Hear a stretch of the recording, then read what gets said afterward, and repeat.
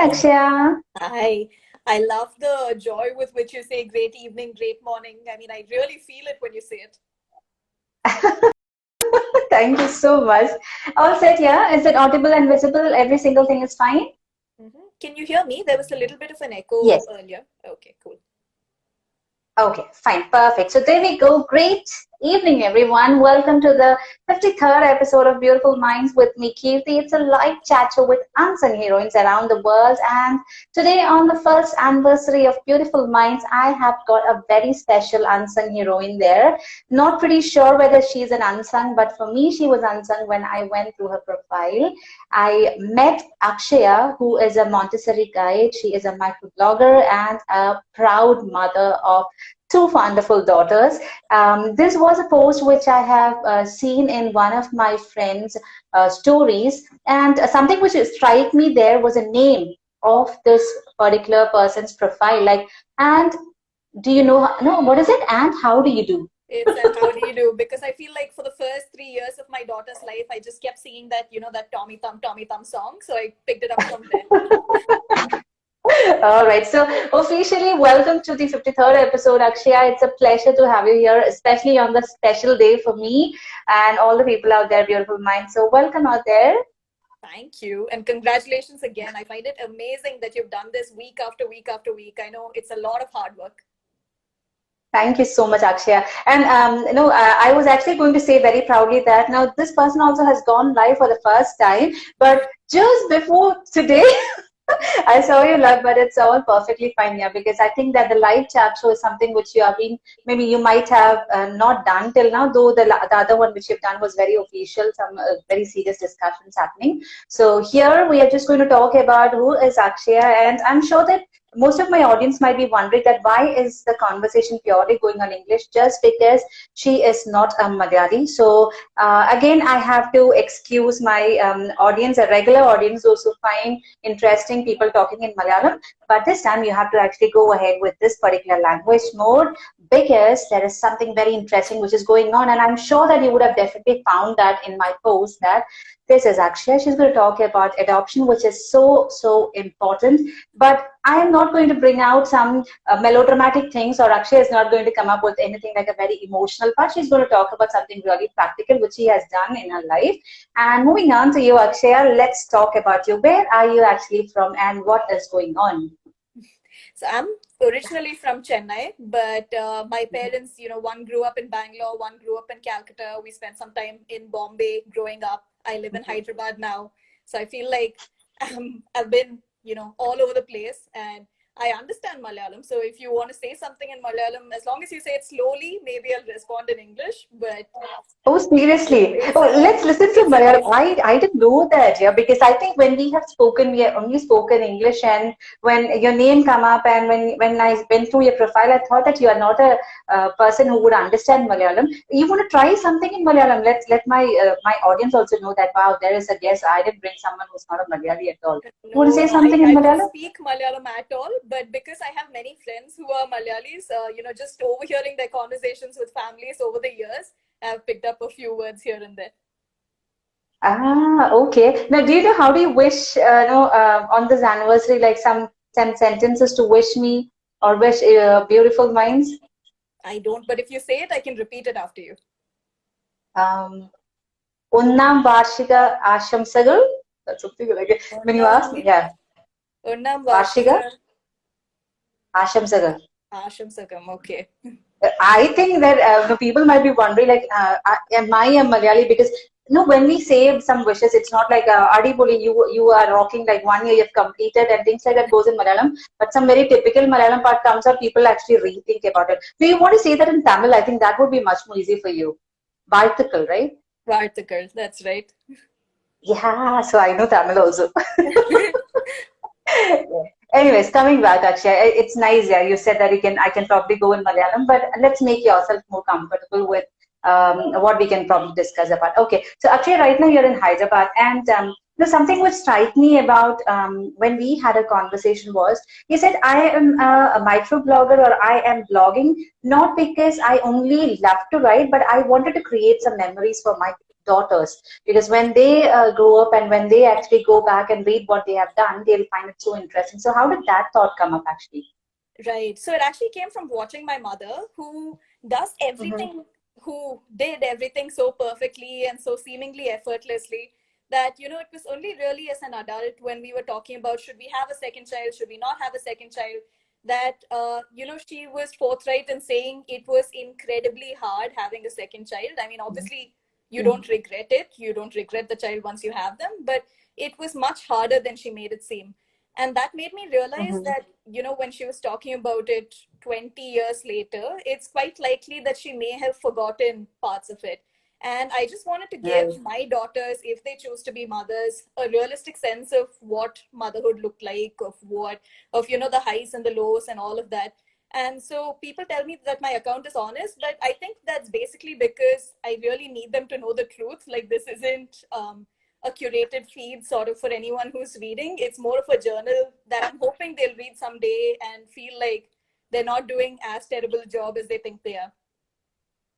Maybe after 20 years, when I'll have any one of your daughter for our beautiful mind, she'll definitely say, "My mother was there in the show and she has written something there." And right now, we feel proud that we don't have to actually recollect. We have already got the journal there. I hope so. All right, moving on. Akshay, let's go back to the things which we actually spoke in the initial part when I gave you a call, saying, starting with your life with before getting married when you were working in Google. Can you just start off your journey from there?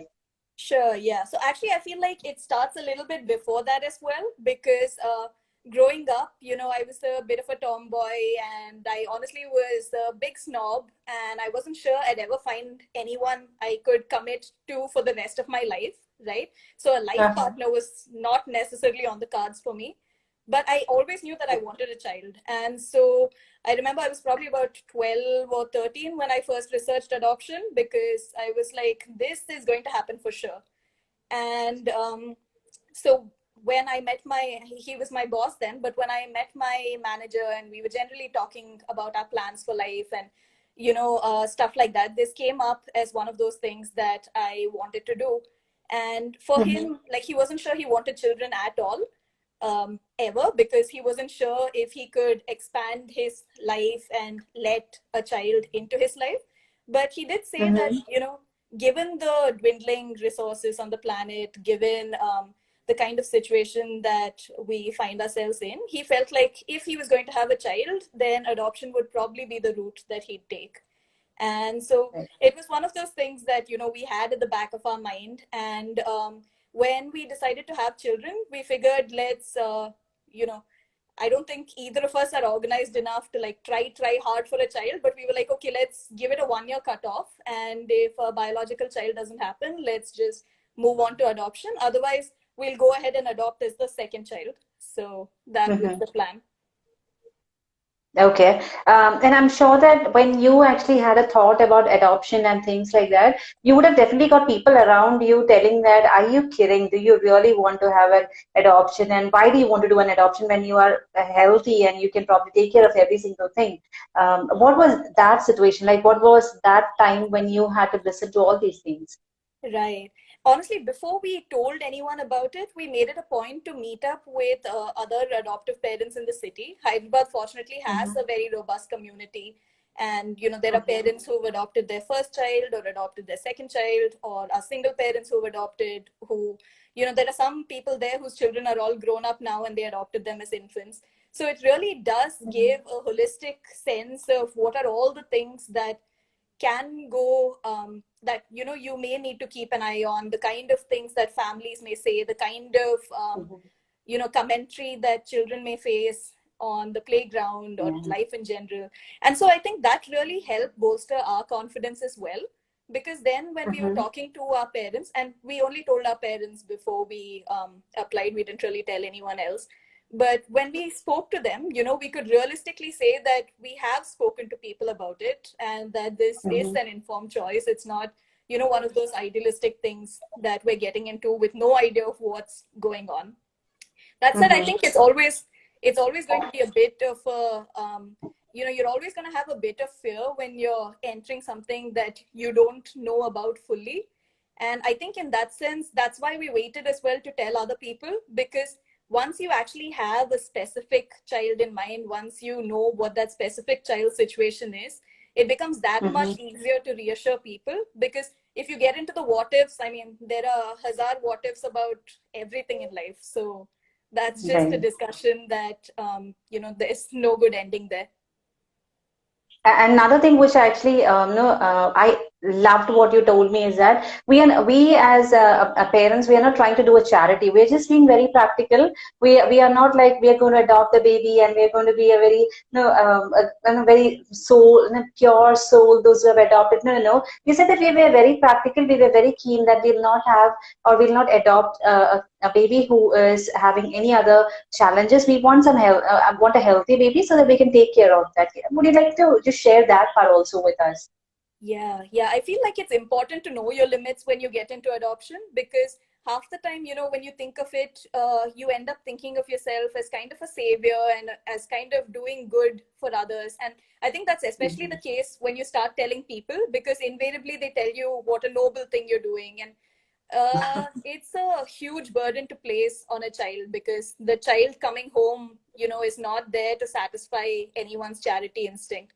And so Mm-hmm. if if you think that you can take on a special needs child, if you think you can take on an older child, really think about it.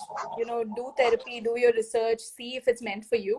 For us personally, Mm-hmm. given a space in life at the time, my husband Mm-hmm. runs a startup. I am working as well now after a 3-year break, and our daughter is older. And so, given all those constraints, realistically, we felt like, let's get into something where we know we're doing a good job and where we won't feel the Mm-hmm. burden of, being martyrs and feeling like this is a good deed that we're doing. Because I don't think adoption is about doing a good deed. I think it's just about parenting. And another part which you shared with me, Akshay, was that no, you were actually a bit doubtful that how would things actually turn up when someone new comes out, especially when you have your daughter there. How was that situation? Would you like to just share that also? Like, how did your elder one actually respond to all this? How did you make her understand what exactly it is? And right now, when I see the post, I could see that whatever you have just told the elder one, she is implementing like a mother there, and it feels so good. So would you like to just share the initial part of it and how it goes right now? Yeah. So I think one of the things that we keep saying with older children and younger children, even if it's biological, is to really prepare the older sibling and let them know what's Mm-hmm. happening, let them get involved, so that they don't feel left out or caught out of the blue and stuff like that. And so even with adoption, we waited until our daughter was old enough to kind of understand, which for her Mm-hmm. specifically was at around 3, which is when we started talking about different kinds of families. And again, it really Mm-hmm. helped that she could see those families at the park when we met, that she could actually meet children from different kinds of families. And Mm-hmm. so for her, I think it just became a very normalized idea by the time that we actually brought our younger one home. And so Mm-hmm. I think obviously that they have their sibling things, pretty much like any sibling dynamic. They fight, they're getting used to each other, they're getting used to sharing, their parents. All of that is still there.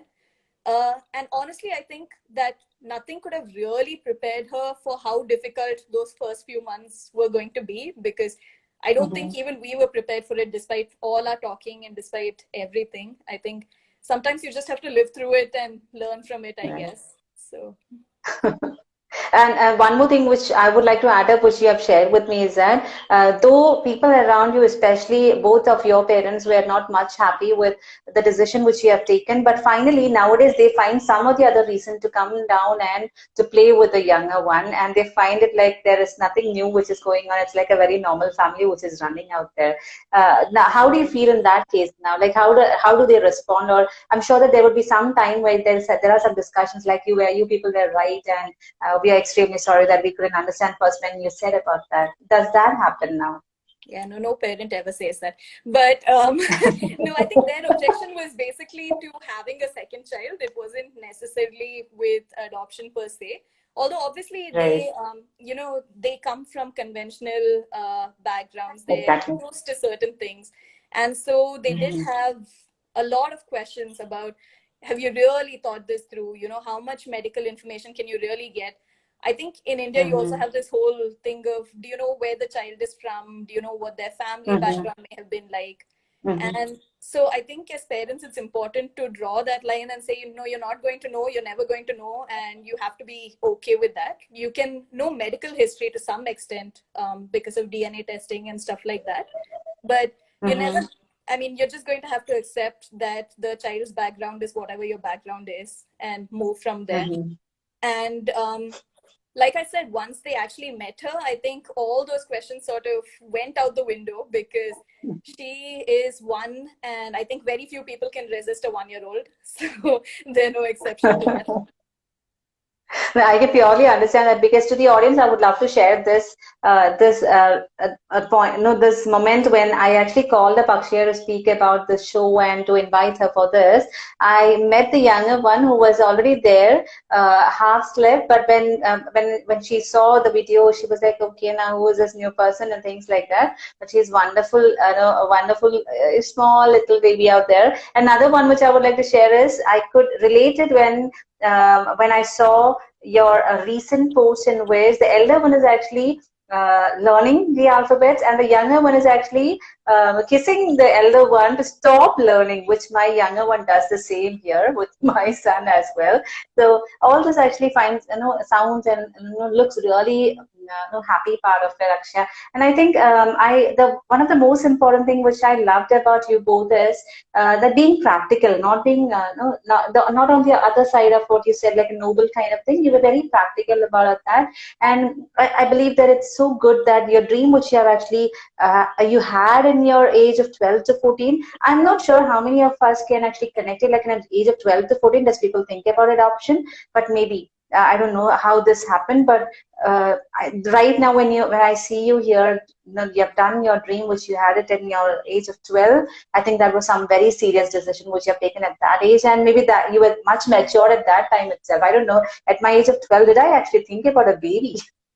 Yeah, no, I came up with a lot of stuff at 12. Not all of it I followed through on, obviously, but some things we did go back and evaluate and say that this made sense. So Okay. And how about the plans to let the younger one know about it? Because no, I don't know much about that, but I've heard a lot of people saying that don't talk in front of the kid that you have been adopted. Let her come to know later on when. So, what are your plans actually? Do you actually have a plan to let her know earlier itself about this, rather than she coming to know from someone else? Or do you also feel like a very normal parent, like let the things go on and we later on tell her? I absolutely believe that any child deserves to know where they come from. And I think in this Mm-hmm. case, it's not about omitting something that the child is not ready to hear yet. I think that their core identity is something that they always deserve to know. And I think even when my biological daughter was 1, or maybe even younger than that, we tell her the story of the morning she was born and what happened, how we went to the hospital and all of that, because we do tend to make up stories or re-narrate stories about their actual lives. And so when we Mm-hmm. do that, then I think it's very unfair to leave out this detail. And so it just becomes a normal narrative where it's a story of how we met and how we felt and all of that. And I think you're better off getting ahead of the curve there, because when someone else tells them, then it feels like something that you tried to hide, because it feels like Right. something that you were ashamed of or something that isn't quite natural. And I think that's definitely not the message that we want to give either of the children. All right, Akshay, just one more thing I would love to ask you about, like, if in case someone is thinking about an adoption, or no, I meet people around me, they opt for adoption. In one case that they don't have kids, or maybe they're not much healthy to have a kid, or on the other hand, certain people actually say that we don't want our own or biological child of ours, but we would definitely love to do, take up an adoption so that we can actually take care of the kids. So, what would your message be to those people, those who are thinking of adoption, or those who are actually hesitant to think about adoption even though they want a child? Right. So I think it's one of those things, right? It's one of those irreversible decisions. And so I would say it's completely normal to have doubts and to not know for sure if you're cut out for it. So I'd say to spend all the time in the world doing your research beforehand, talking to people beforehand, because once you commit to it, it just becomes really, really murky. There's no getting out of it. So definitely know if that's the right path for you before you go into it. And if you find that it's not the right path, I don't think there's any shame in that. I mean, different families do have different preferences. And so, yeah.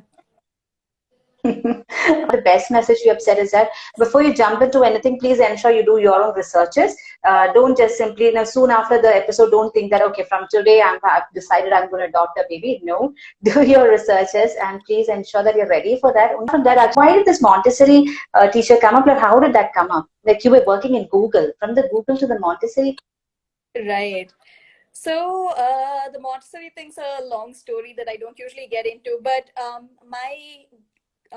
I guess my grandfather was the one who heard about Montessori first because he was lucky enough to be in the right place at the right time around the time that Montessori training was first happening in India. And so he got to hear about it and he was sold on the idea. And so my parents were sold on the idea. And so I went to a Montessori until I was about 12. And then I went to a Krishnamurti school after that. So I, and despite all of that, I didn't really think of teaching because I wanted to make money on my first job. Like I wanted to earn money. I wanted to pay back my parents for, the fees that they put into college, stuff like that. Not that they asked, but it just felt like something I should do. And so, that was going well in general. But after my daughter was born, I just figured that I wanted a job where it wouldn't be seen as a disadvantage if her needs came first. Because I think at the end of the day, when you work in marketing, when you work in online advertising, or in a lot of spheres, even when places are,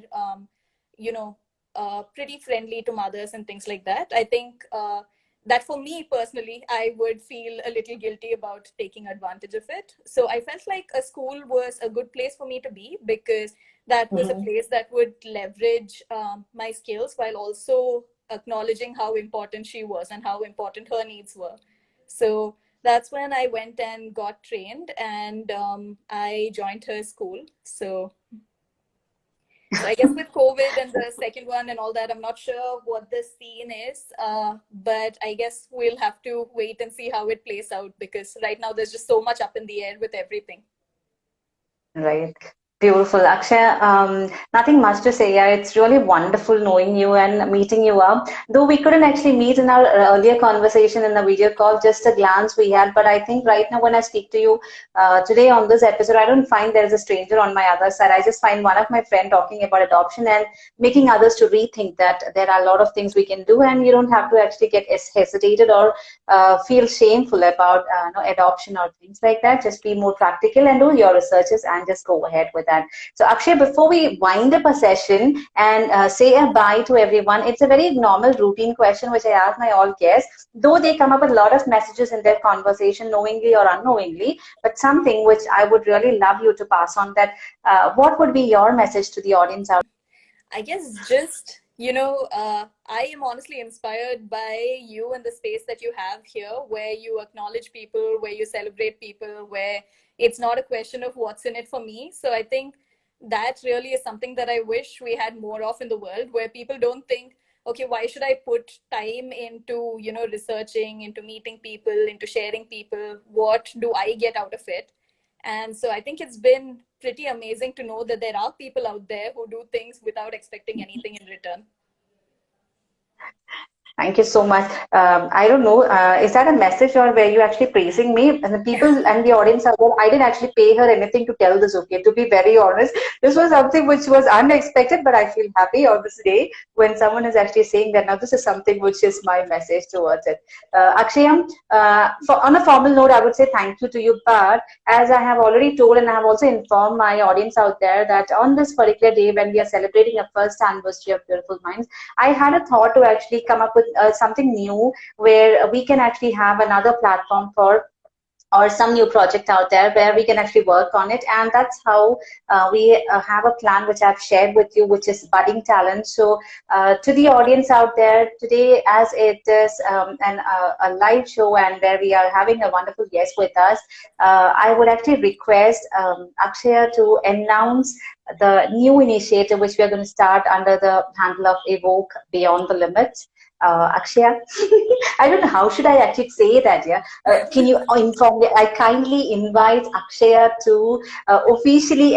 Oh my God, this feels so odd. Akshaya, on to you. Okay, so budding talents was an idea Kirti was telling me about, where when there are children below 14, we celebrate the super geniuses, or the ones whose parents showcase them, the ones who are doing, truly, truly amazing, outstanding Guinness Book record type things. But we don't necessarily give a platform to children who want to sing, who want to dance, just because they may not have access to the internet, or their parents may not have access to social media and things like that. So Kirti's idea was to use the platform that she's built to showcase that for the children who would like to share these talents with the world. And I think in terms of the logistics, Kirti, maybe you'd be a better person to talk through that. Sure. Thank you so much. And to the audience out there, the concept of budding talents with the tagline that it is a stepping stone towards success. We're just trying to bring out the kids who are below 14 years to showcase their talent where there is no other conditions, there's no registration, nothing to be done. It's a free platform where a kid who finds something, doing something extraordinary, or you find your kids are doing something really talented, you can definitely DM me, send me a message there, or you can even email me to the official with a video of the kid, which should be just no less than 2 minutes, not more than a 2-minute video, where you will find the kid actually introducing the kid and the talent which they are really good at. And that video will be actually posted in the official channel of Evoke with another playlist, which will be Budding Talents.